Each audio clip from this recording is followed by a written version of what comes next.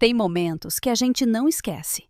Não porque quer lembrar, mas porque eles ficam gravados fundo demais para desaparecer. Minha mãe se inclinou sobre o corrimão do tribunal, me olhou direto nos olhos e disse, com um sorriso que eu nunca vou conseguir descrever direito: "Filha abandonada não herda nada, meu bem. Você foi um erro antes e continua sendo um erro agora. O dinheiro daquele velho é de família de verdade." Meu pai estava do lado dela, balançando a cabeça como se já tivesse ganho. 21 anos atrás, eles prenderam um bilhete no casaco de uma menina de 5 anos no aeroporto de Belo Horizonte e foram embora sem olhar para trás. Nunca me procuraram, nem uma vez. Mas o homem que de verdade me criou me deixou R$ 1.500.000. E eles me arrastaram até o tribunal, achando que sangue ia ganhar. Achando que eu não tinha ninguém. Aí, o oficial de justiça se levantou e anunciou, todos em pé. E o que entrou por aquela porta destruiu cada mentira que eles tinham contado para si mesmos. Se você já foi descartada por quem deveria te amar, fica comigo até o final. Conta nos comentários se você é do time Aline. Para entender como aquela sala virou do avesso em 90 minutos, eu preciso te levar de volta. De volta a uma terça-feira de julho de 2005. De volta a um banco perto da esteira 6, onde uma menina de 5 anos ficou sentada sozinha por 4 horas, esperando uma mãe que já estava na rodovia. A viagem de Marília durava pouco mais de 5 horas. Eu me lembro do cheiro de plástico quente no banco de trás. Me lembro do sorvete azul do Caio derretendo nas bermudas dele no posto da rodovia, enquanto meu pai comprava um segundo para ele. Me lembro de perguntar se eu podia ter um também. Minha mãe não virou. Ela disse, "Para de pedir, Aline. Isso não é para você. A gente já separou uma coisa para você." Tinha um suco de caixinha, uma barrinha de cereal pela metade e um coelho de pelúcia chamado Senhor Cenourinha, numa mochila pequena entre meus pés. Eu fiquei bem quietinha. Minha mãe leu um livro de bolso a viagem toda. Meu pai dirigia com uma mão no volante e a outra girando o dial do rádio, atrás de uma estação que não chegava. Lá pela altura de algum lugar na estrada, minha mãe olhou de soslaio para ele e perguntou se ele tinha certeza de que era aquele mais movimentado. Eu não entendi o que ela quis dizer. Achei que era sobre gente andando por aí quando chegássemos. Pensei que talvez fosse uma festa, uma feira, alguma coisa assim. Não era nada disso. No aeroporto de Belo Horizonte, eles me conduziram pelas portas do nível de baixo, onde ficam as esteiras de bagagem. Não paramos em nenhum balcão. Não passamos pela segurança.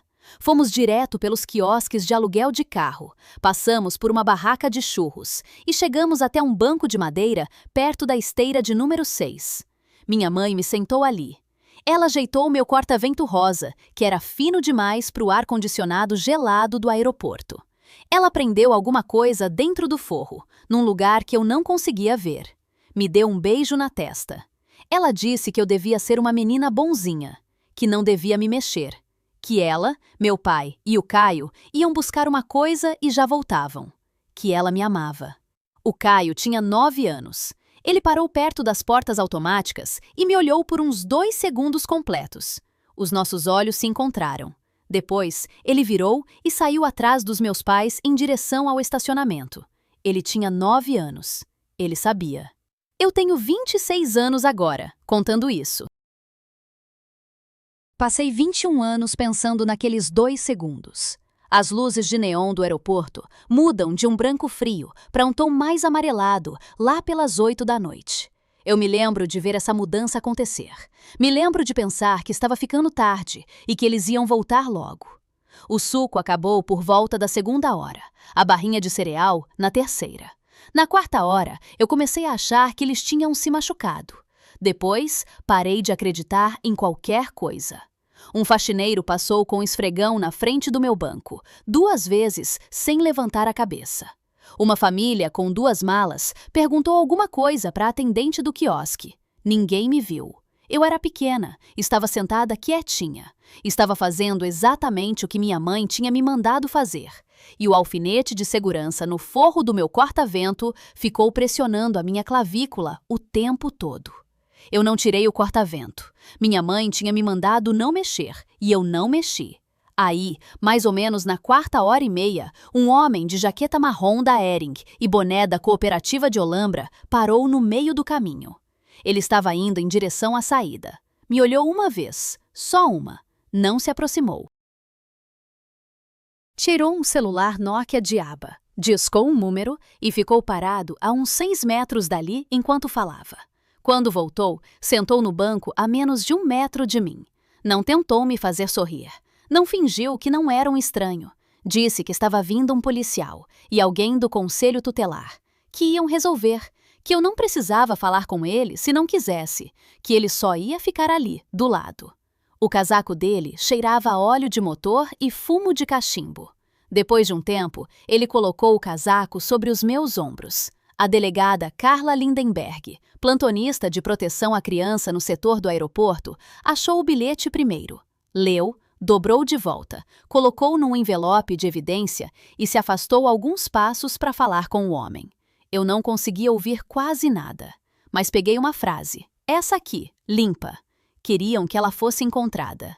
A mandíbula do homem se mexeu. O que precisa, ele disse, para ela não entrar no sistema essa noite. O nome dele era Walter Holanda. Ele não ia me deixar dormir naquele banco mais 1 minuto. Levou 3 dias. Walter passou esses 3 dias no escritório da Carla Lindenberg, assinando documentos, respondendo perguntas e recusando todas as sugestões de que eu fosse colocada com alguma família Fonseca enquanto um plano de longo prazo era montado. Ele me visitava toda manhã no abrigo emergencial do município. No 3º dia, chegou com Eliana Vence, sua advogada de direito civil, e uma pilha de papéis grossa o suficiente para precisar de um clipe do tamanho do polegar dele. Tutela emergencial concedida ao meio-dia. Walter assinou com a mão esquerda, porque a direita tremia de 40 horas sem dormir. Me levou para o norte num Ford F-150 de 1998, com o espelho lateral rachado e uma bússola de escoteiro presa no quebra-sol. O rádio funcionava, mas ele não ligou. Dobrou o casaco da Hering como travesseiro contra a porta do passageiro para eu conseguir dormir. Disse que eu não precisava falar se não quisesse, que tinha bastante estrada pela frente, que a janela tinha manivela se eu quisesse ar, que não existia resposta errada para nada daquilo. Eu adormeci antes de perceber que estava dormindo. Quando acordei, o caminhão estava parado na frente de uma casa branca, com luz acesa na varanda. Walter estava sentado no degrau de fora, sem entrar, esperando eu acordar por conta própria. O quarto que ele me mostrou tinha cama arrumada, com lençol limpo e uma colcha de retalhos costurada à mão. Um abajur pequeno na mesinha de cabeceira. E uma foto emoldurada de uma mulher jovem, segurando um feixe de trigo num campo dourado no fim de tarde. Ela sorria para alguém atrás da câmera, daquele jeito que a gente só sorri para a família. Walter disse que aquele tinha sido o quarto da filha dele, Genevieve, que ela tinha partido para a faculdade e que a cama estava arrumada desde essa primavera. Que se eu quisesse tornar o quarto meu, eu podia. Que se eu quisesse dormir em outro lugar, também estava tudo bem. Eu tinha 5 anos. Não tinha palavras para o que ele estava me oferecendo. Na mesinha havia uma Bíblia Sagrada infantil com capa de couro rachada. Eu abri. Na folha de rosto, em cursiva, estava escrito: para Walter, no seu 8º aniversário, da mamãe, 1948. Fechei com cuidado, como se estivesse segurando algo que podia quebrar. Na manhã seguinte, ele me levou até a cidade e ficamos sentados na frente de Eliana Vence por 2 horas. Eliana tinha 41 anos em 2005. Era advogada de Walter desde 1994 e tinha sido inventariante da esposa dele, Conceição, desde 1998. Tinha diplomas na parede e um bloco amarelo coberto de anotações com letra menor do que a minha. Ela disse que ia ser uma estrada longa, de 18 a 24 meses de papelada. Notificações, revelia se não respondessem. Walter ouviu tudo sem piscar. Procedimentos de rescisão, estudos domiciliares, relatórios de acompanhamento, decreto final. E você tem 65 anos. Tem certeza de que quer assumir isso? Tenho certeza. Foi o que Walter respondeu. Ela tem 5 anos. A estrada dela é mais longa do que a minha. Naquela tarde, Carla Lindenberg passou pelo escritório de Eliana com uma pasta de documentos e um comentário que não era para constar em lugar nenhum. Ela disse que havia uma juíza jovem cuidando dos processos de família naquele momento, Teodora Cavalcante. Tinha acabado de assumir o cargo no ano anterior. Tinha saído do sistema Fonseca ela mesma, com 8 anos de idade. Vai entender esse caso melhor do que a maioria, disse Carla. Walter escreveu 2 coisas na palma da mão esquerda naquele dia. O nome, Cavalcante, e embaixo, 2 palavras que eu só fui entender 14 anos depois. Pica-Pau Campos. A audiência de notificação dos pais biológicos aconteceu no dia 8 de setembro de 2005. Meus pais biológicos foram notificados 3 vezes separadas, por carta registrada na Casa da Rua do Bordo, por oficial de justiça em Marília, e por carta com aviso de recebimento no emprego de Geraldo na Lennox Indústrias. Eles não compareceram, não responderam, não protocolaram absolutamente nada. Eu estava sentada no primeiro banco do tribunal do município de Stearns, com um vestido azul marinho com margaridas no colarinho. Walter estava ao meu lado, num terno bege que ficava largo nos ombros. Eliana Vence, na mesa do requerente. A juíza Teodora Cavalcante, 40 anos naquele ano, olhou para o processo, depois para Eliana, depois para a mesa dos requeridos completamente vazia. Ela disse que ficasse registrado em ata que os pais biológicos foram devidamente notificados em 3 ocasiões distintas. O tribunal não identifica nenhuma tentativa de boa-fé para a manutenção do poder familiar. Prosseguiremos com base nos Estatutos de Minas Gerais, artigo 260, seção 301. O escrivão carimbou o processo. O barulho do carimbo soou como uma porta se fechando. No corredor, Walter disse baixinho para Eliana que essa era a juíza que ia assinar o decreto, não era? Eliana respondeu que se fizessem tudo certo, sim. E acrescentou que ela estava pensando em criar uma fundação em alguns anos, para jovens do sistema Fonseca. Walter ficou em silêncio. Escreveu na palma da mão a data que eu nunca mais esqueci. 14 de maio de 2007. Eu tinha 7 anos. O decreto final de adoção trazia meu novo nome legal, Aline Galvão. Mas nos registros da escola, eu usava Moreira Galvão, por algum impulso de criança de 5 anos que eu mesma não saberia explicar. Walter emoldurou o decreto, pendurou acima da pia da cozinha, fez torta de goiaba e leu o documento em voz alta, as 4 páginas inteiras enquanto eu comia. Quando terminou, ficou me olhando e disse que aquele não era o papel mais importante daquela casa. Disse que o mais importante era um que ele ainda não tinha me mostrado, mas que era o único que alguém de fora algum dia precisaria ver. Eu perguntei qual era esse papel. Ele me encarou por um tempo que pareceu longo demais para uma pergunta simples. Respondeu que eu saberia quando precisasse, que ele guardava no cofre do celeiro. Não voltou a mencionar isso por 14 anos, e nunca, nenhuma vez sequer, me fez sentir que eu lhe devia algo por ter me criado. Esse detalhe demorou muito tempo para eu entender o quanto pesava. Walter me ensinou com as mãos primeiro. Aprendi a dirigir o trator aos 11 anos, a ler amostras de solo aos 13. Aos 15, ele me colocou na varanda para negociar o preço de adubo com o representante da cooperativa de Olambra, em voz alta, enquanto ele ficava a menos de 1 metro, fingindo consertar uma cerca. Com 12 anos, ele me disse: "Nunca assine nada que não tenha lido em voz alta, Aline. Os olhos mentem, a boca não." Me ensinou a dar um aperto de mão do jeito que uma pessoa séria dá. Me fez treinar na palma calejada da mão direita dele até minha pressão parar de tremer. Me ensinou a sentir os sinais do trator pelo banco, as vibrações pequenas que avisam que uma linha hidráulica está prestes a falhar. Me ensinou a anotar todo o número que alguém dissesse num caderno amarelo, com data. Me explicou o que era servidão de passagem quando eu tinha 14 anos. O que era cláusula de subordinação quando eu tinha 16.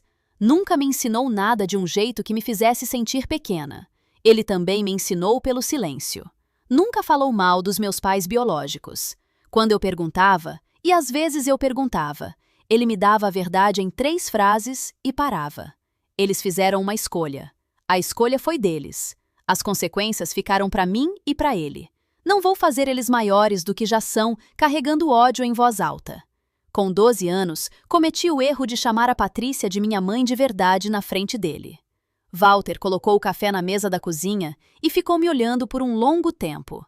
Não são a mesma palavra, meu bem. A gente pode usar de jeito diferente se você quiser, mas não são a mesma palavra. Parei depois disso. Com 14 anos, eu tinha parado de pensar neles. Com 16, eu teria te dito com toda sinceridade que não sabia mais como eles eram. Com 18 anos, quando o nome deles apareceu no formulário de matrícula escolar, precisei de um segundo para lembrar o nome do meio da Patrícia. O que o Geraldo não me contou, o que eu só fui descobrir em dezembro de 2025, é que ele sempre soube, quieto, que eles poderiam voltar. Nunca me disse que estava se preparando. Todo aniversário, desde os meus 6 anos até eu completar 25, Geraldo me escrevia uma carta. Sempre uma página. Sempre naquela letra cursiva cuidadosa e redonda que era só dele. Sempre entregue junto com o café da manhã no dia do meu aniversário. Nunca num cartão de papel grosso. Nunca com nada açucarado. As cartas eram práticas, às vezes filosóficas, às vezes diretas demais. Nunca sentimentais do jeito fácil. O que eu não sabia, o que ele não me disse, o que a Eliana não me disse, o que ninguém no mundo me contou até aquela quarta-feira de novembro depois que ele morreu, é que dentro de uma semana de escrever cada carta, Geraldo dirigia até o cartório e pedia para Eliana autenticar o verso. Um carimbo pequeno, do tamanho de uma moeda, com a data dentro de 7 dias da carta. 20 cartas, 20 autenticações, 20 anos de armadura jurídica silenciosa. Eu guardava todas num baú de cedro no pé da minha cama. O baú tinha sido construído pelo pai de Geraldo em 1958. Cheirava a cedro, papel velho e aquele cheiro específico de celeiro em dia frio. A carta do meu 18º aniversário tinha uma frase que eu não entendi até os 26. Se alguém aparecer reivindicando o que não é dele, a resposta está no cofre. Não no seu coração, no cofre.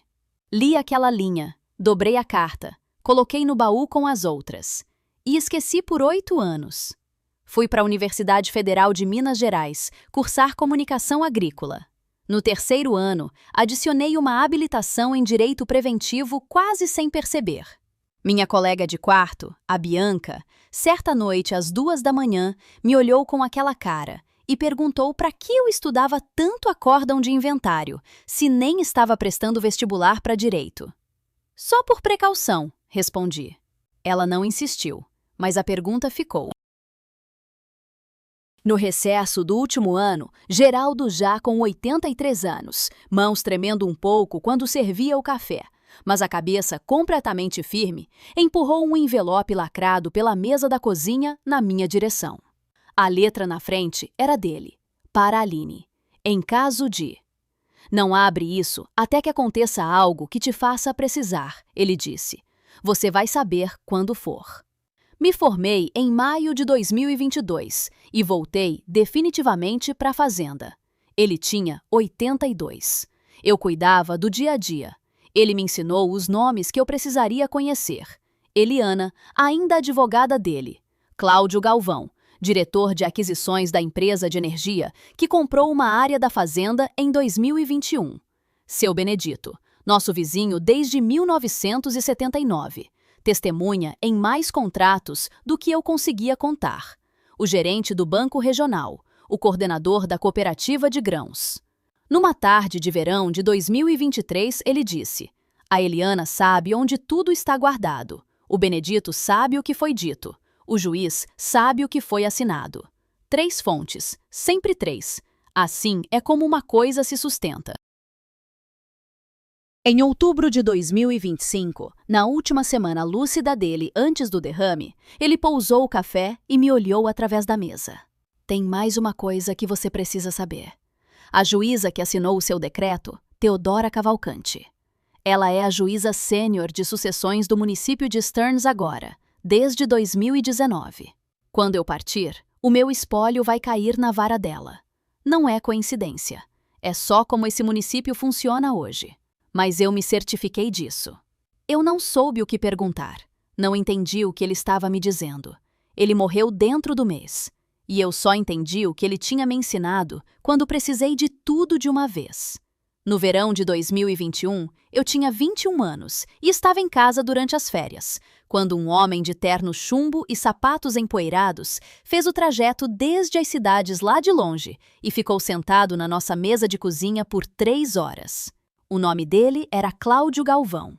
Era o diretor regional de aquisições da Northern Sun Energia, uma desenvolvedora de energia solar em escala industrial. A empresa queria os 280 alqueires dos fundos da Terra do Velho. A área ficava exatamente ao longo do corredor de servidão da rede, que seguia ao norte, a partir da subestação de Atibaia. Do ponto de vista de conexão, era um terreno de primeira linha. Uma daquelas raras áreas agrícolas no interior de Minas Gerais, onde você consegue plugar na rede sem anos enredado em burocracia. Eles sabiam disso. O velho também sabia. A oferta era de 19 milhões de reais. Ele esperou 48 horas. Ligou para Eliana. Leu cada linha do contrato em voz alta na mesa da cozinha, comigo sentada na frente. Acrescentou uma cláusula exigindo restauração do solo, caso o projeto fosse desativado algum dia. Assinou com a caneta tinteiro que Conceição tinha dado a ele no 25º aniversário de casamento deles. Cláudio Galvão me disse anos depois do velório, que nunca tinha visto ninguém negociar um contrato solar com tanta precisão. Ele conhecia a lei de servidão de cor, o Cláudio falou, como se tivesse esperado a vida inteira para alguém perguntar. O velho não contou nada aos vizinhos sobre o que vendeu. Conceição desconfiou quando viu a equipe de topografia no fundo da propriedade. Geraldo deu de ombros. Ela disse que as pessoas iam tratá-lo diferente. Ele respondeu que não queria diferente. O que ele fez com os 3.800.000 reais foi algo que ninguém além de Eliana entenderia por 9 anos. Metade foi para uma carteira diversificada e conservadora numa corretora em Belo Horizonte.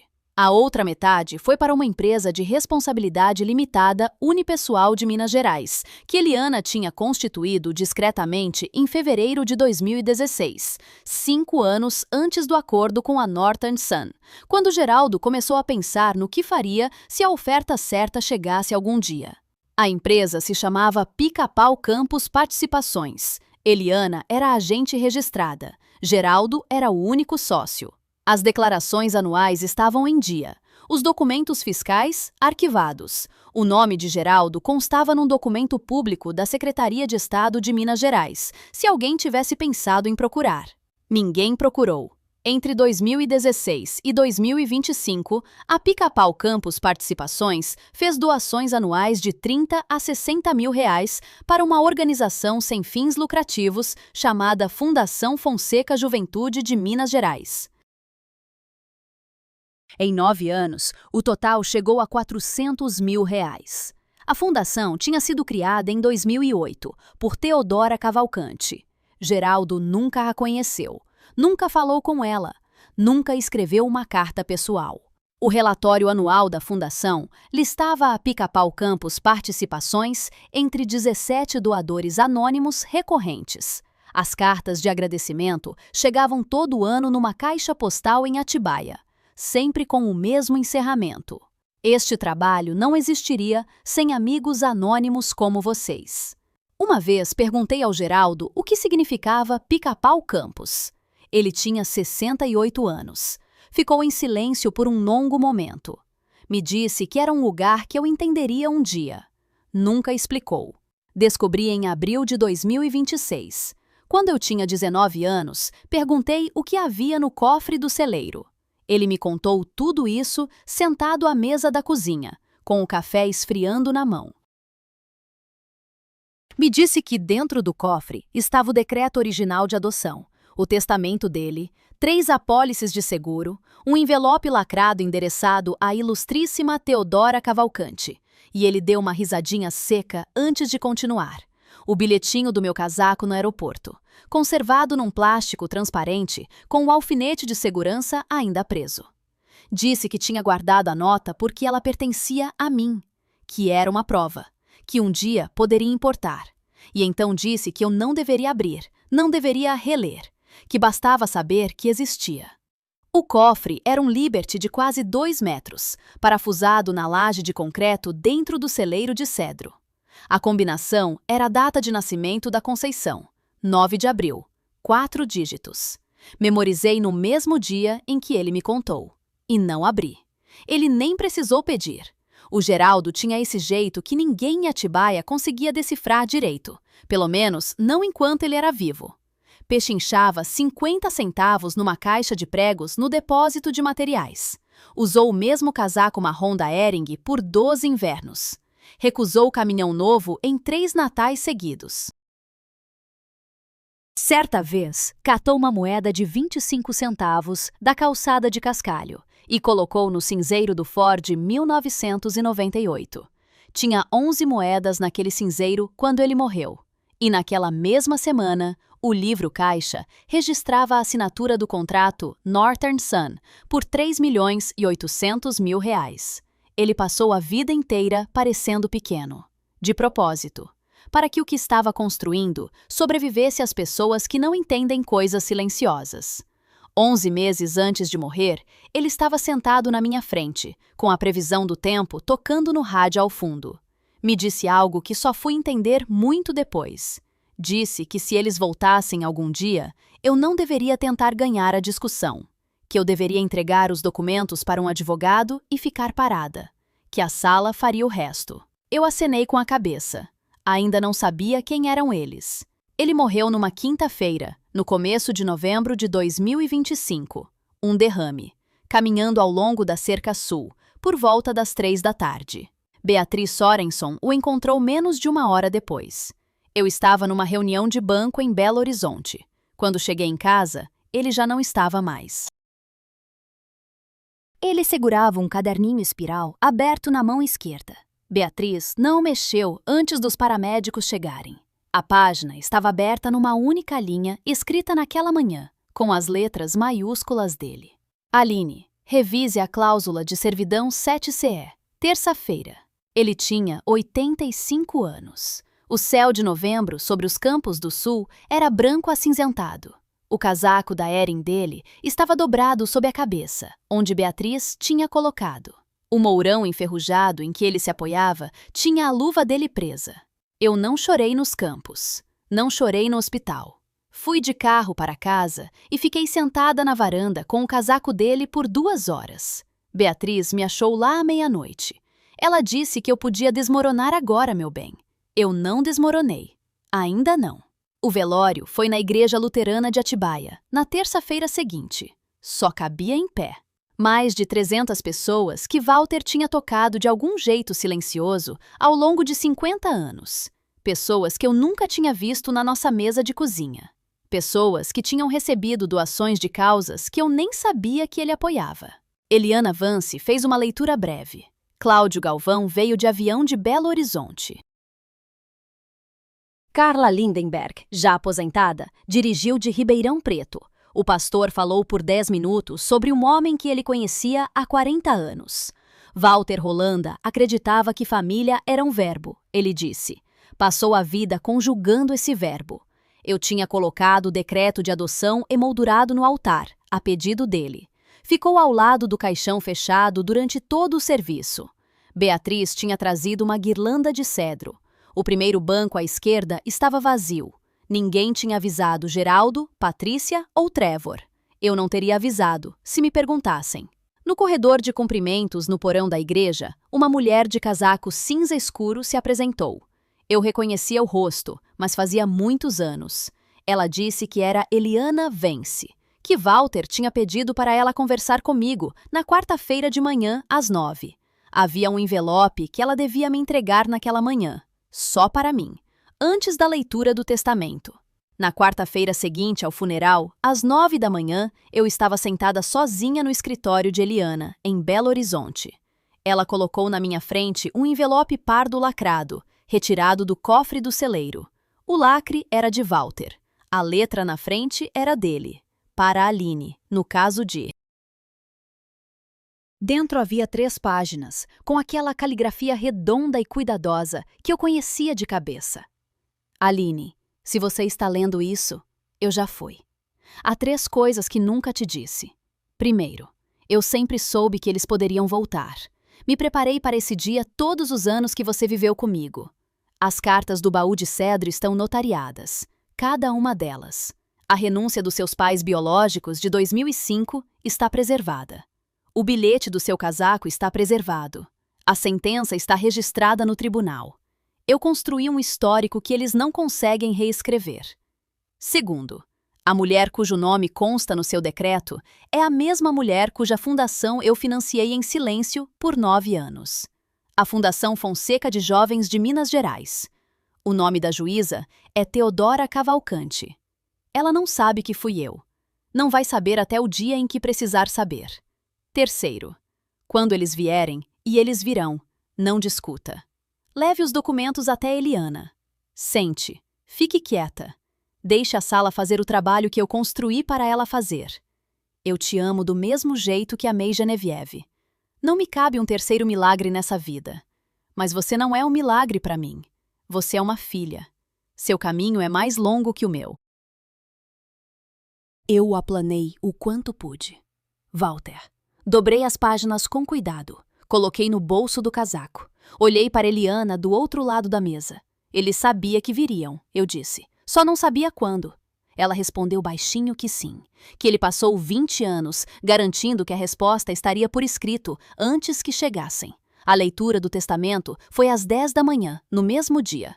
B e Cláudio estavam presentes como testemunhas de capacidade. Os dois tinham assinado declarações nos últimos 18 meses, confirmando a plena lucidez de Walter em datas específicas. Eliana leu o testamento em voz alta. Sujeito à administração regular do inventário, ela leu, a totalidade do espólio de Walter Jaime Holanda, compreendendo o imóvel na estrada Pica-Pau Campos, número 8.412, em Atibaia, os 40 alqueires restantes de terra agrícola, as contas de investimento, benefícios de previdência e seguro de vida, cotas na Cooperativa de Grãos de Olambra e os ativos da Pica-Pau Campos Participações Limitada serão transferidos integralmente para Aline Holanda, sua filha legalmente adotada, sem reservas. O total, após a administração do inventário, R$ 5.500.000. Eliana fechou a pasta. Aline, ela disse, o aviso de espólio sai na Gazeta amanhã. A lei estadual exige. O número vai ser público na manhã de sexta-feira. Você precisa estar preparada para que isso faça alguém aparecer do nada depois de ficar observando de longe. Eles estavam observando? Eu perguntei.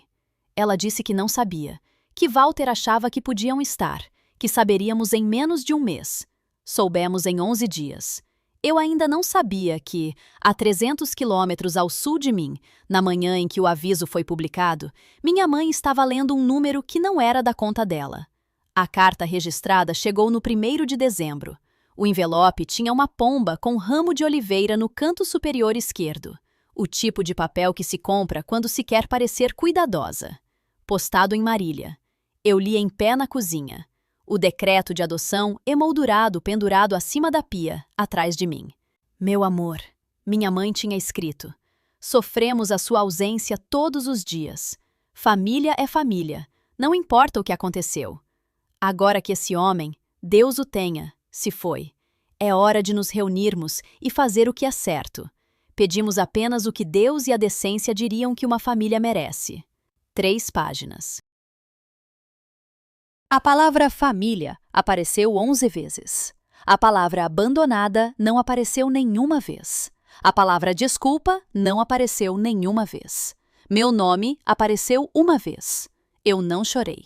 Não liguei para eles. Não liguei para ninguém. Tirei 3 fotos da carta em 3 ângulos diferentes e mandei para Eliana pelo celular. Ela respondeu em 9 minutos. Traga o original. Traga o envelope, traga a carta do baú de cedro do seu 18º aniversário.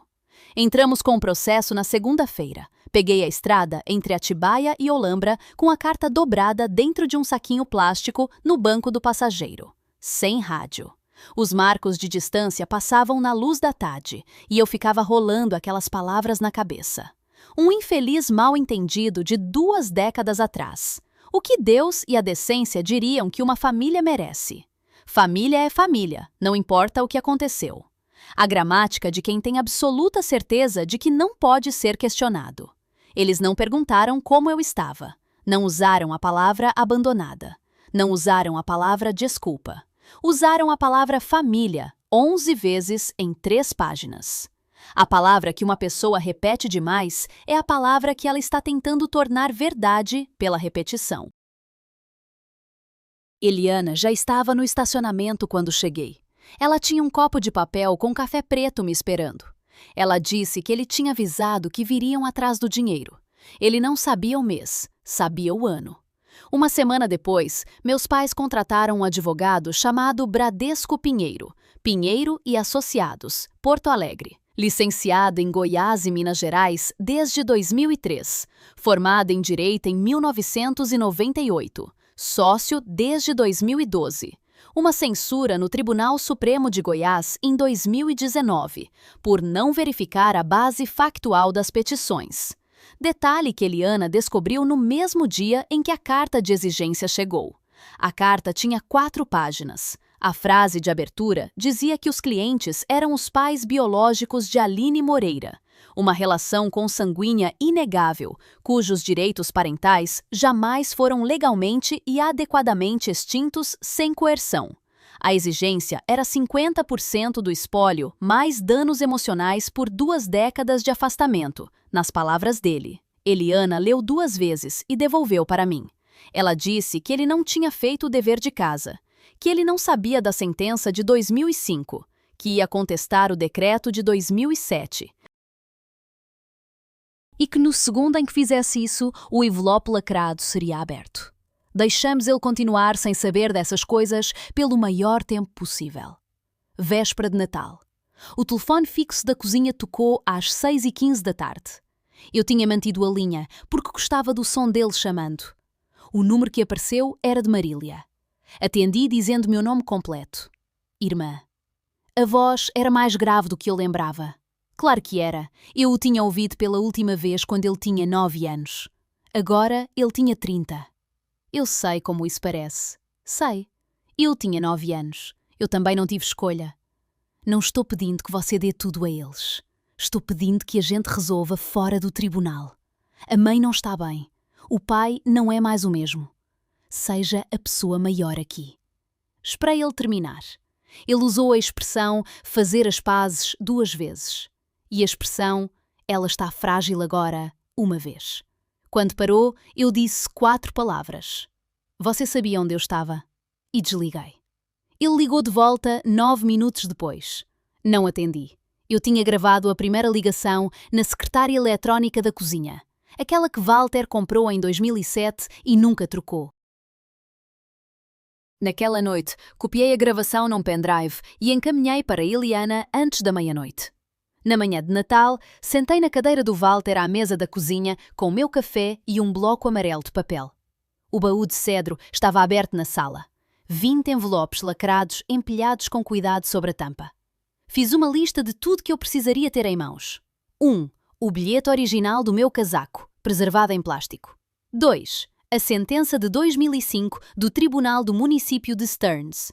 3. O decreto final de adoção de 2007. 4. O testamento de 2025 do Walter, lavrado com testemunhas. 5. A carta de Patrícia do 1º de dezembro. 6. A gravação da ligação do Natal. 7. Os registros de doações da Pica-Pau Campos Participações de 2016 até 2025. 8. As 20 cartas do baú de cedro, cada uma entregue em até 7 dias. Walter sempre dizia que uma disputa se decide muito antes de a sala se encher de gente. Você chega com o que já construiu ou chega de mãos vazias? Eu não estava chegando de mãos vazias. Eliana ligou às 9 da manhã. A petição tinha entrado. O número do inventário confirmado. Ilustríssimo T. Cavalcante. Primeira audiência marcada para 14 de abril de 2026. Isso é uma terça-feira, eu falei. Ela disse que sim. Walter morreu numa terça-feira. O aeroporto também. Eu percebi. Walter acreditava que eles viriam. Só não sabia em qual mês. A conferência pré-julgamento aconteceu no dia 24 de fevereiro, na sala 3B do Tribunal do Município de Stearns. Pickering veio de Porto Moines com Geraldo e Patrícia. Eles sentaram à mesa dos peticionários. Eu sentei à dos réus. 21 anos sem ver meus pais. Meu pai estava mais magro do que eu lembrava. Minha mãe tinha cortado o cabelo curto. Usava um cardigan azul claro jogado sobre o encosto da cadeira, exatamente do jeito que Conceição jogava o dela nas vendas da igreja em 1996. O detalhe me pegou por dentro. Eu não virei a cabeça. Pickering disse ao magistrado que seus clientes buscavam a parte que qualquer família de sangue teria direito num processo de inventário devidamente conduzido. Eliana respondeu que a adoção era definitiva, que o artigo 259 do Estatuto de Minas Gerais era categórico e que uma moção de arquivamento seria protocolada na sexta-feira. O magistrado definiu os prazos de discovery. Audiência, 14 de abril. No corredor depois, minha mãe entrou no meu caminho. Tocou levemente a manga do meu casaco, como se não tivesse certeza se eu era real. Ela disse que a gente não precisava fazer aquilo, que eu só precisava ser justa com eles. Eu não me afastei, não respondi, passei direto. A interação foi registrada pela câmera do corredor do tribunal, às 15h42. Eliana puxou as imagens naquela mesma noite. O Discovery correu durante todo o mês de março. Eliana tinha submetido os prontuários médicos do Valdemar, todos, cada consulta, cada exame, cada anotação clínica mostrando plena lucidez, até outubro de 2025. E então, ela trouxe o baú de cedro, 20 cartas, cada uma reconhecida em cartório em até 7 dias depois de ter chegado às minhas mãos, cada uma com um carimbo no verso, datado pela própria Eliana. 20 anos de aniversários. 20 anos de providência silenciosa. Na audiência de depoimento de Eliana, em meados de março, o advogado da família ergueu uma das cartas contra a luz. Disse devagar que queria entender. O Valdemar Galvão tinha reconhecido em cartório cartões de aniversário para uma criança durante 20 anos. Eliana não hesitou. Disse que ele havia preservado evidências de afeto parental consistente, voluntário e juridicamente válido. Que ele fez isso porque entendia o que alguém como aquele advogado poderia um dia tentar argumentar. Depois que o depoimento terminou, eu li na transcrição o que ele disse ao assistente ao lado dele. Perguntou quem reconhece cartão de aniversário em cartório. O assistente respondeu: alguém que sabia exatamente o que o outro lado ia tentar. No dia 26 de fevereiro, Eliana havia protocolado o envelope lacrado do Valdemar no tribunal, endereçado ao ilustríssimo T. Cavalcante, com uma instrução em anexo: abrir somente se e quando os requerentes contestassem a validade do decreto final de adoção de 2007. O advogado contestou no dia 12 de março. Não tinha mais nenhum outro ângulo. Ele tinha acabado de entrar na sala que o Valdemar construiu 19 anos antes, e não sabia. 2 semanas depois, entre uma petição e outra, ele perguntou a Eliana, casualmente, o que havia naquele envelope. Ela disse que dependia inteiramente dele contestar o decreto de 2007. Ele parou de perguntar. No final de março, pesquisei sobre a juíza. Não porque duvidasse dela. Queria entender quem seguraria aquele momento. Teodora Cavalcante, nascida em 1965 em Ribeirão Preto, encaminhada para a tutela Fonseca aos 8 anos, depois que os 2 pais foram presos por envolvimento com drogas, em 1973. Jovem emancipada da Fonseca aos 18. Parei ali por um segundo. Li de novo. Olaf, 1987. Formada em Direito pela Universidade de Minas Gerais em 1990. 14 anos de advocacia em Direito de Família em São Paulo. Nomeada para o Tribunal do Município de Stearns em 2004, aos 39 anos. Juíza sênior de sucessões do município desde 2019. Em 2008, 4 anos depois da nomeação, ela fundou a Fundação Fonseca Jovem de Minas Gerais. A fundação financiava assistência jurídica, suporte pós-adoção, e bolsas de educação para crianças que haviam saído do sistema Fonseca de Minas Gerais sem família. Ela nunca se casou, não tinha filhos. A fundação era, segundo ela mesma descrevia, a sua família. Li a biografia em voz alta para Eliana pelo telefone. Ela disse que a fundação tinha sido financiada pelo Walter. Ele financiou a fundação que ela criou. Eles nunca se encontraram. A Eliana ficou em silêncio por um segundo, e então disse que o Walter acreditava em devolver o que não podia ser pago de volta. Que ela era o mais perto que ele conseguia chegar de agradecer às pessoas que o salvaram quando ele me salvou. Perguntei se a juíza sabia que era ele. Ainda não, respondeu a Eliana. O envelope lacrado continha uma declaração notariada da identidade do doador. Ela saberia em 90 segundos após a abertura. Na véspera da audiência, dia 13 de abril, eu estava na fazenda. A Beatriz trouxe torta de ruibarbo. A Eliana ligou 2 vezes para confirmar a logística. Separei a roupa para amanhã. Escolhi azul marinho. A mesma cor que eu usava na audiência de adoção de 2007, quando tinha 7 anos, num vestido com margaridas no colarinho. Reli a carta do 18º aniversário do Walter na varanda, no escuro. Se alguém aparecer reivindicando que não é dele, a resposta está no cofre. Não no seu coração, no cofre. Tirei o decreto de adoção emoldurado de cima da pia da cozinha e coloquei numa pasta de couro que eu levaria ao tribunal. Botei na bolsa o caderninho espiral que o Walter segurava no milharal, com a página aberta na última anotação dele. Rever cláusula de servidão na terça. Dormi depois das 2 da manhã. Sonhei com o banco do aeroporto. Com o amanhecer, tomei café preto na varanda, com a jaqueta Hering marrom dele. O remendo do cotovelo ainda estava rasgado. Não consertei o remendo. Saí de casa às 7h30 da manhã, em direção a Atibaia. A audiência começaria às 9h30. O Walter tinha construído aquela sala 19 anos antes de qualquer um de nós entrar nela. A sala 4 do 2º andar do Tribunal do Município de Stearns tem painéis de madeira 3 tons mais escuros do que as portas. 28 lugares na galeria. Um sistema contínuo de gravação de áudio que liga às 9 da manhã em ponto todo dia útil e só desliga no final do expediente, independente de haver sessão. Eu estava na minha cadeira à mesa dos réus às 9h15. A Eliana sentada ao meu lado. Janine Lárcio, repórter da Gazeta de Stearns, estava na 2ª fileira da galeria. O oficial Donovan Pruitt estava no seu posto, perto da porta lateral. 9 anos na função. Caderninho espiral no bolso esquerdo do peito. Caneta atrás da orelha.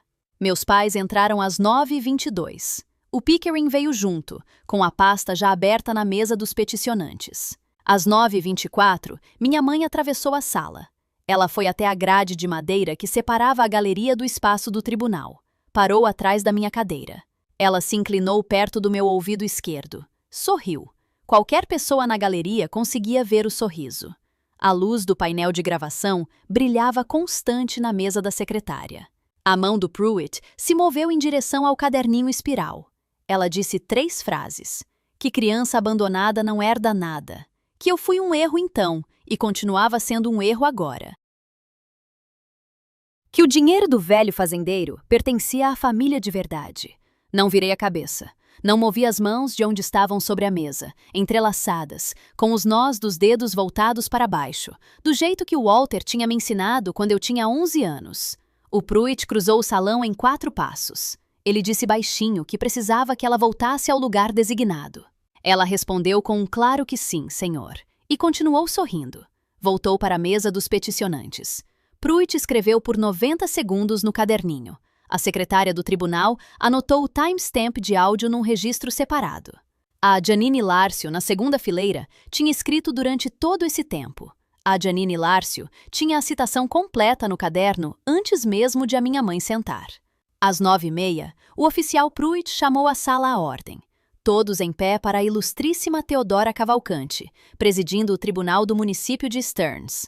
A juíza Cavalcante entrou pela porta lateral atrás da bancada. 61 anos. Cabelo grisalho, cortado curto na linha do queixo. Ela vestia a toga preta do tribunal do bairro. Caminhou até o lugar, sentou, ajustou os óculos de leitura, varreu a sala com o olhar. E parou em mim por um segundo inteiro a mais do que em qualquer outra pessoa. Não deu nenhum sinal. Podem sentar. Advogados, estamos prontos? Sim, meritíssima, disse a Eliana. Sim, meritíssima, disse o Pickering.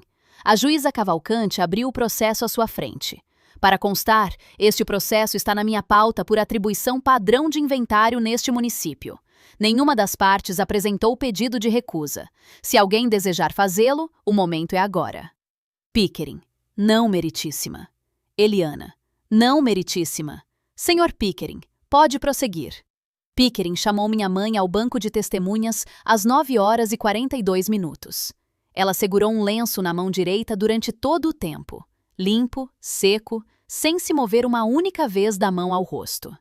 Ela não olhou para mim durante o depoimento. Olhou para o Pickering, para a Cavalcante, para as próprias mãos entrelaçadas. Disse que estávamos sob uma pressão enorme, que ela estava mal, que nunca tivemos a intenção de que nossa filha desaparecesse das nossas vidas, que sofremos por ela todos os dias, que somos família de sangue, que ela é nossa. A caneta da Janine Lárcio se movia sem parar. A Eliana não fez nenhuma objeção durante o direto. Ela queria cada palavra registrada. Sem mais perguntas, meritíssima, disse o Pickering. Contra-interrogatório. A Eliana se levantou. Não levantou a voz uma única vez. Senhora Moreira, por favor, leia a nota para o registro. O documento tinha sido registrado como número 12. O oficial Pruitt caminhou com a nota plastificada dentro do envelope plástico da mesa da Eliana até o banco de testemunhas. O alfinete de segurança dourado ainda estava preso nela. A escrita na frente era visível da galeria. A minha mãe segurou o papel por um momento. Não me lembro deste. A testemunha vai ler o documento conforme instruído, disse a Cavalcante em voz baixa. Não é mais problema nosso, mãe e pai. De quem é a letra no rodapé dessa nota, senhora Moreira? Uma pausa longa. Minha. A senhora alguma vez registrou um boletim de pessoa desaparecida para a Aline, senhora Moreira? Em qualquer momento entre julho de 2005 e hoje? Não. A senhora entrou em contato com a delegacia do município de Stearns, com a delegacia de polícia de Belo Horizonte ou com a delegacia de serviços humanos de Goiás para perguntar sobre o paradeiro dela? Não. A senhora a procurou de alguma forma, senhora Moreira? Uma hesitação. Não, obrigada.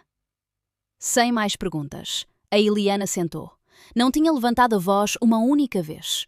O Pickering chamou o Tiago por videoconferência às 10h42 da manhã. Ele apareceu no monitor da sala de audiências a partir de uma cozinha em Porto Alegre. Camisa cinza com botões, fundo neutro.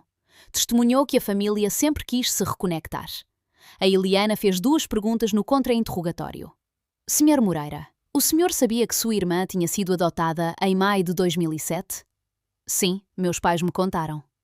O senhor tentou entrar em contacto com ela em algum momento entre maio de 2007 e dezembro de 2025? Não. Sem mais perguntas. Cavalcanti. Sr. Pickering, mais testemunhas? Não, meritíssima. Doutora Vance? Sim, meritíssima. 2 assuntos. A gravação da sala de audiências das 9h24 desta manhã e o documento lacrado protocolado no dia 26 de fevereiro. O Pickering se endireitou na cadeira pela primeira vez em toda a manhã. O oficial Pruitt tinha parado de escrever. A Eliana requereu a admissão da gravação de áudio como documento de número 14. O Pickering se opôs por irrelevância. A Cavalcante considerou por 2 segundos. O caráter e a credibilidade da requerente foram colocados em questão pelo próprio depoimento deles.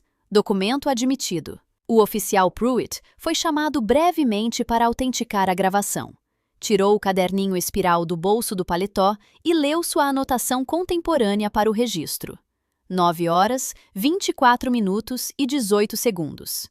A requerente, senhora Moreira, se aproximou do gradil atrás da mesa dos requeridos e se dirigiu a eles. Leu as 3 frases. Leu de forma plana, sem inflexão, sem comentário nenhum. Depois disso, declarou que havia instruído a requerente a retornar ao seu lugar designado e que ela havia cumprido às 9h26 da manhã.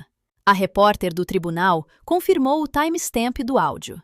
A Eliana disse, com a permissão da Ilustríssima, que o trecho de 18 segundos seria reproduzido agora. A Cavalcante mandou reproduzir. 18 segundos. As caixas de som da sala carregaram a voz da minha mãe com uma clareza que eu não esperava. Dava para ouvir o sorriso nela. As 3 frases, na ordem exata em que ela tinha me dito, 90 minutos antes, no mesmo cômodo. Filhos abandonados não ficam ricos, meu bem. Você foi um erro, então, e continua sendo um erro agora. O dinheiro daquele velho fazendeiro pertence à família de verdade. A forma de onda do áudio pulsava no monitor da sala. O timestamp 9h24 e 18 segundos até 9h24 e 36 segundos aparecia embaixo. Minha mãe colocou as 2 mãos sobre a boca na segunda frase. Meu pai fechou os olhos durante a terceira. O Pickering escrevia depressa no bloco, a caneta deixando marcas fundas no papel. A Janine Lácio, na galeria, sublinhou as palavras erro e velho fazendeiro no caderno dela. O relógio da sala marcava 11h07. A Cavalcante deixou o silêncio durar 4 segundos depois que o áudio parou. Depois falou. O registro reflete a declaração. Doutora, seu segundo assunto. A Eliana requereu a abertura do documento lacrado protocolado no dia 26 de fevereiro. O Pickering se opôs. Ele estava ficando sem objeções que importassem. A Cavalcante disse que o envelope havia sido protocolado nos termos de uma petição lacrada deste tribunal e que seria aberto perante o registro. Objeção anotada e indeferida. O oficial Pruitt caminhou com o envelope pardo da mesa da escrivã até o banco. O selo de lacre era vermelho escuro. A data na frente era junho de 2019. O destinatário era Ilustríssimo T. Cavalcante. Ela mesma quebrou o lacre com um abridor de cartas. Retirou o primeiro documento. Leu. Sua expressão não mudou. Ela retirou o segundo documento. A mão esquerda pressionou com firmeza a superfície à sua frente. Retirou o terceiro. Reconheceu a própria assinatura, datada de 2007. Soltou o ar uma vez, audível para toda a sala. Conselho, ela disse. Preciso fazer uma declaração para o registro antes de prosseguir. Alinhou os 3 documentos cuidadosamente sobre a bancada. Para o registro. Acabo de ser informada pelo primeiro documento deste envelope lacrado que o falecido, Walter Jaime Holanda, foi o principal doador anônimo da Fundação Fonseca Jovem de Minas Gerais, organização sem fins lucrativos que fundei em 2008. Eu não sabia disso antes de abrir este envelope. As doações totalizaram R$400 mil ao longo de 9 anos, entre 2016 e 2025. Foram realizadas por meio de uma empresa de responsabilidade limitada de Minas Gerais chamada Pica-Pau Campos Participações. Ela fez uma pausa. A galeria estava completamente em silêncio. Nenhum ruído. Faço esta divulgação agora para que qualquer das partes possa solicitar meu impedimento.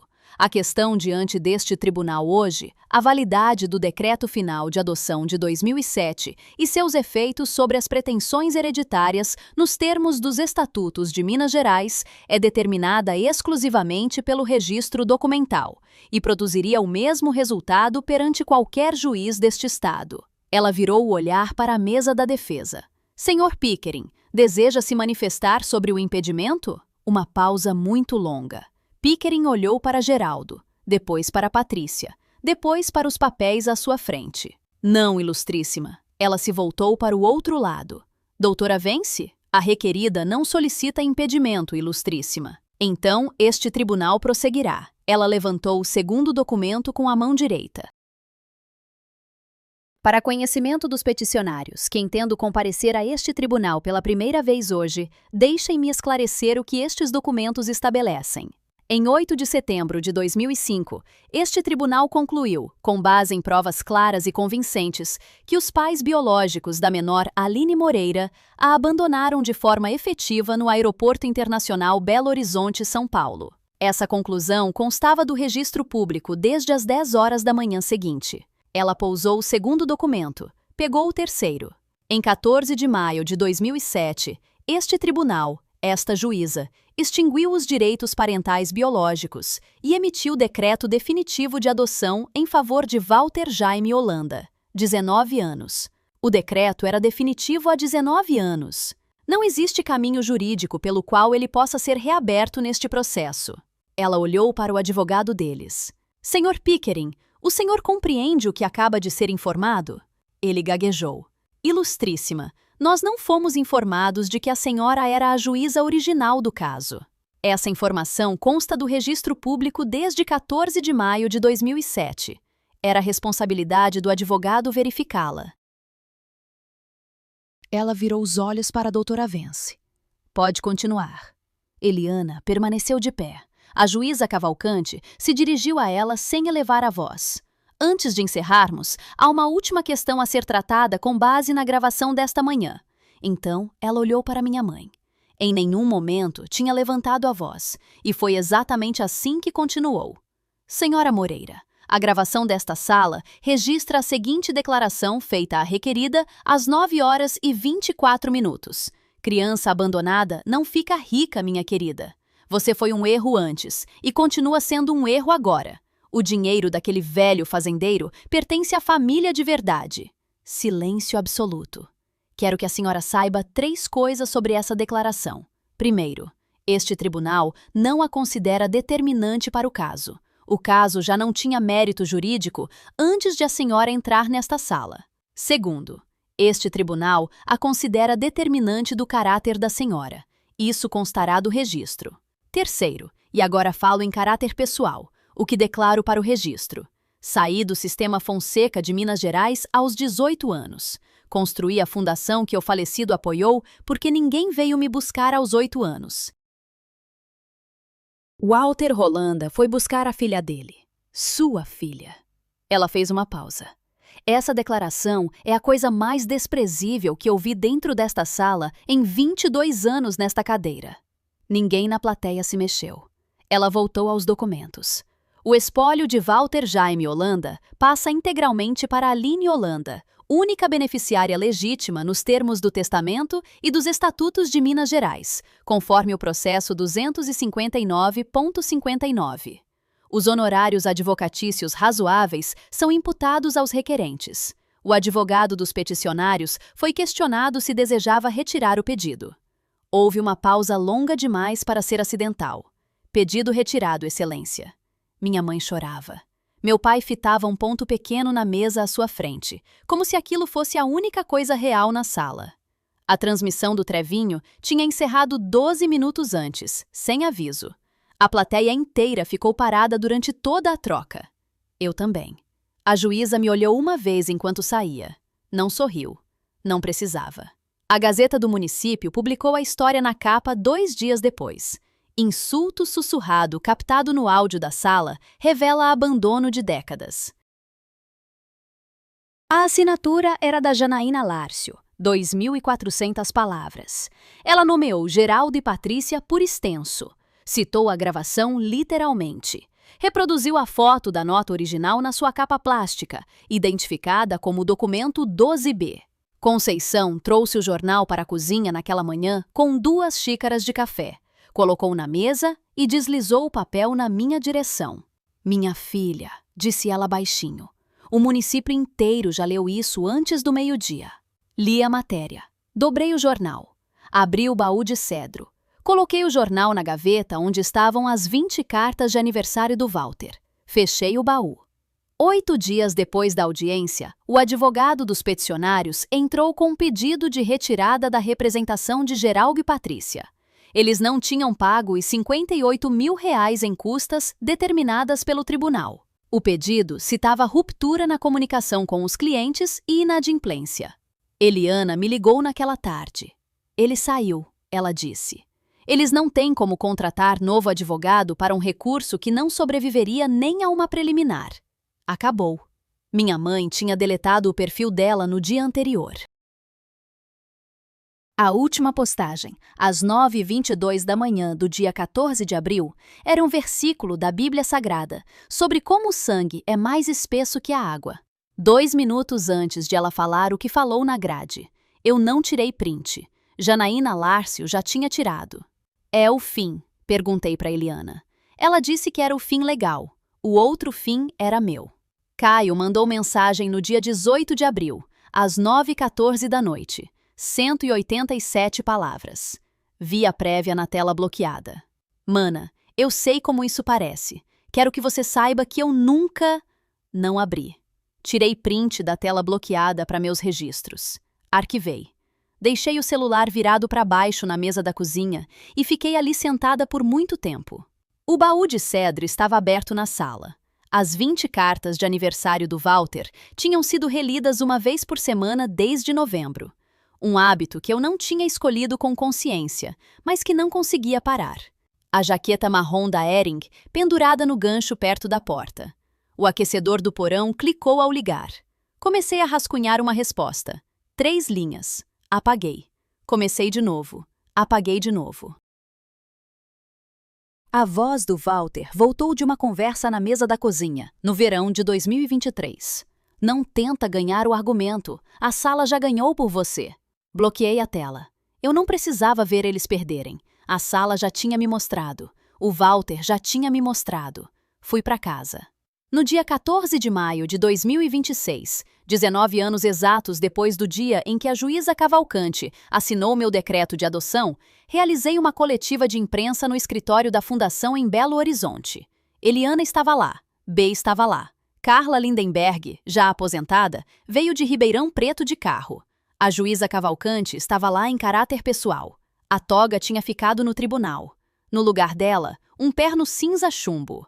Anunciamos a iniciativa Holanda Cavalcante, uma extensão da Fundação Fonseca de Juventude de Minas Gerais, financiada com R$2,5 milhões do patrimônio do Walter, com meu compromisso de contribuir anualmente enquanto a Fazenda continuar produzindo.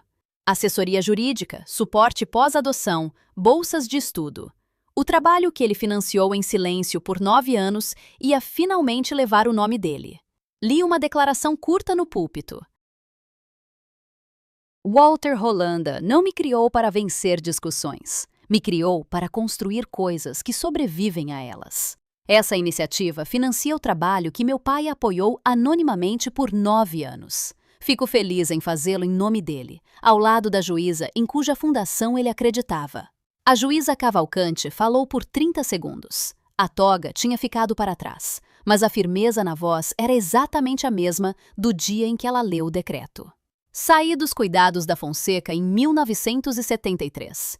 Construí essa fundação porque ninguém veio por mim. Walter Holanda foi buscar a filha dele. Aline está aqui hoje por causa dele. Ele está aqui hoje por causa dela. É assim que funciona. A foto emoldurada do Walter estava no púlpito, ao lado da foto da Conceição. B trouxe uma guirlanda de cedro. A luz de maio entrava pelas janelas do escritório do mesmo jeito que costumava entrar pela janela da cozinha do Walter nas manhãs de sábado. Final de maio. Estou na varanda com a camiseta da Hering marrom, no entardecer. B está na cozinha dela, do outro lado dos campos. A luz é longa e dourada. Os 40 alqueires de milho que sobraram estão na altura do joelho. A camiseta foi remendada. B fez isso. A linha não bate exatamente, mas você só vê se souber onde olhar. A cachorra aos meus pés é uma labrador preta que recolhi no inverno passado. Dei o nome de Conceição. Guardo o casaco dele perto da porta. Guardo o decreto acima da pia. Guardo as cartas na caixa de cedro. Não guardo a carta deles. Não guardo os áudios deles. Não guardo a mensagem do meu irmão. Guardo o que foi dado, não o que foi tirado. Walter me ensinou a diferença. O quarto me ensinou o resto. Me abandonaram quando eu tinha 5 anos. Um estranho me criou até os 26. Voltaram quando apareceu o dinheiro. Ele já tinha enterrado tudo numa fundação que vai sobreviver a todos nós. A juíza que assinou meu decreto quando eu tinha 7 anos ouviu eles me chamarem de erro quando eu tinha 26. Ela não levantou a voz, ela não precisava. Família é quem aparece, papel é quem prova. Walter me ensinou os dois. Eu não tenho mais pressa. Se essa história tocou você de alguma forma, deixe um comentário aqui embaixo. E se conhece alguém que precisa ouvir isso, compartilhe esse vídeo com essa pessoa.